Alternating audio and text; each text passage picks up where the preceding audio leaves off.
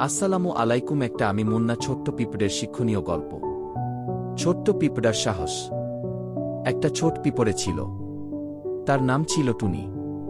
সে ছিল খুবই ছোট, কিন্তু তার সাহস ছিল আকাশ ছোঁয়া। একদিন টুনি একা একা খাবার খুঁজতে বের হল। হঠাৎ এক বিশাল ফোঁটা মধু দেখতে পেল। সে খুব খুশি হল, কিন্তু সমস্যা হল ফোঁটা ছিল অনেক বড় আর চারপাশ পিচ্ছিল। টুনি ভাবল, আমি যদি একা না পারি তাহলে আমার বন্ধুরা মিলে নিশ্চয়ই পারব। সে ছুটে গিয়ে তার দলবলকে ডাকল। সবাই মিলে পরিকল্পনা করল লাইন করে ছোট ছোট ভাগে মধু টেনে আনবে। ঘণ্টাখানেকের মধ্যে তারা পুরো ফোঁটা মধু নিজেদের বাসায় এনে ফেল। সবাই টুনির বুদ্ধি আর সাহসের প্রশংসা করল। গল্পের শিক্ষা, ছোট হলেও একটা আর সাহস থাকলে বড় বড় কাজও সম্ভব। Please subscribe channel.